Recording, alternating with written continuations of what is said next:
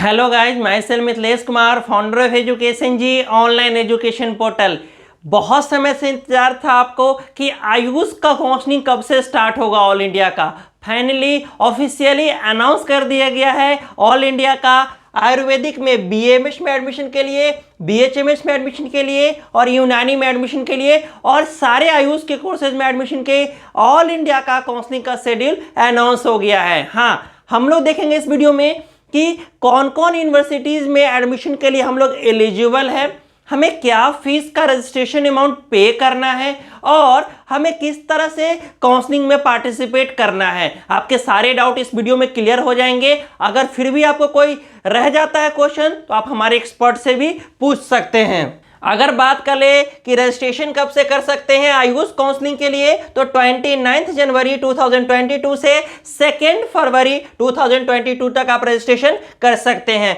Choice filling भी 30 जनवरी से 2 फरवरी 2022 तक आप चॉइस फिलिंग एंड लॉकिंग कर सकते हैं। ये प्रोसेसिंग ऑफ सीट अलॉटमेंट होगा 3 फरवरी से 4 फरवरी के बीच में एंड रिजल्ट आएगा 5 फरवरी को। फर्स्ट राउंड का जो अलॉटमेंट का रिजल्ट है वो 5 फरवरी को आएगा और रिपोर्टिंग आप कर सकते हो 7 से लेके 14 फरवरी तक। ये 8 दिन का समय आपको दिया गया है। राउंड 2 18 फरवरी से स्टार्ट होगा। हाँ, ऐसे करके आप यहाँ पे शेड्यूल देख सकते हो। शेड्यूल का एक पीडीएफ मैं आपको डिस्क्रिप्शन में डाल दूंगा, आप वहां से डाउनलोड करके भी देख सकते हो। यहाँ पे जो नेक्स्ट है वो है मॉपअप राउंड। हाँ, सेकेंड राउंड के बाद मॉपअप राउंड होगा। इसका भी शेड्यूल 11 मार्च से दिया गया है और उसके बाद स्टे वैकेंसी भी राउंड यहाँ पे है। अगर सीट बचता है तो स्टे वैकेंसी राउंड भी क्रिएट किया जाता है। एक और इंपॉर्टेंट बात यह है कि स्टे वैकेंसी राउंड में कोई रजिस्ट्रेशन नहीं होगा। क्या होगा? कोई रजिस्ट्रेशन नहीं होगा। आप राउंड 1, राउंड 2 मॉपअप राउंड में रजिस्ट्रेशन कर सकते हैं, नया रजिस्ट्रेशन भी कर सकते हैं, but there will be no any registration in the stay vacancy round. There will be no choices filling in the final round. कोई चॉइस फिलिंग भी नहीं होगा। जो ऑलरेडी आपने कर रखा है उसी को अपडेट किया जाएगा, आगे बढ़ाया जाएगा। क्लियर है?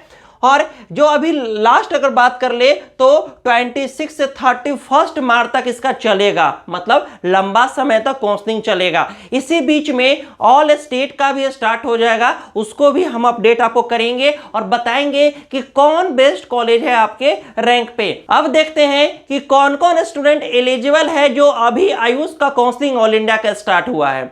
वैसे स्टूडेंट जिनका स्कोर 138 मार्क्स हो, जो जनरल ईडब्ल्यूएस से बिलोंग करते होंगे वो एलिजिबल है। और वैसे स्टूडेंट जिनका 108 मार्क्स हो कम से कम, क्लियर है, और वो ओबीसी एससी एसटी से बिलोंग करते होंगे, पीडब्ल्यूडी से बिलोंग करते होंगे, तो वो एलिजिबल है काउंसलिंग में पार्टिसिपेट करने के लिए।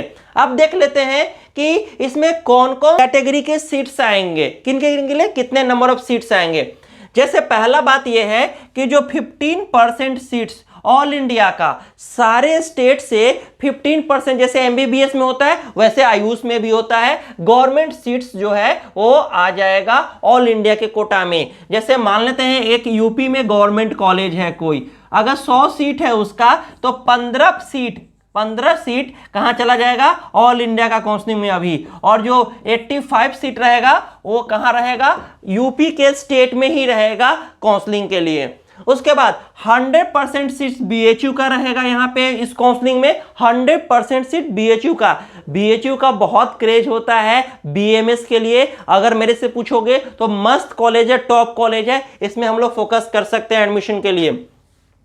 100% seats of ITRA Jamnagar Gujarat, ये है 100% seats. 100% seats of NIA Jaipur Rajasthan, 100% BHMS seats of NIH Kolkata West Bengal, 100% seats of BMS BHMS for all deemed universities. जो प्राइवेट डीम्ड यूनिवर्सिटीज है वो सारे के 100% सीट यहीं से काउंसलिंग होंगे। हाँ, उनका स्टेट काउंसलिंग में सीट नहीं रहेगा, तो इसीलिए ध्यान देना है। जो BMS के टॉप कॉलेज में जो एडमिशन लेना चाहते हैं डीम्ड में, वो ऑल इंडिया का काउंसलिंग जरूर करेंगे। यस, उसके बाद 100% सीट्स जो है वो सीट्स अंडर दिल्ली कोटा के जो है all India 15%, 15% Delhi quota, 50% seats of BUMS seats of AMU Aligarh Muslim university, 50% seats of BMS BHMS seats of NEIANH Shillong Meghalaya. ये सारे सीट्स का मैंने बता दिया आपको कि इतने सीट मैट्रिक्स इसमें आएंगे। अब मैं बताऊंगा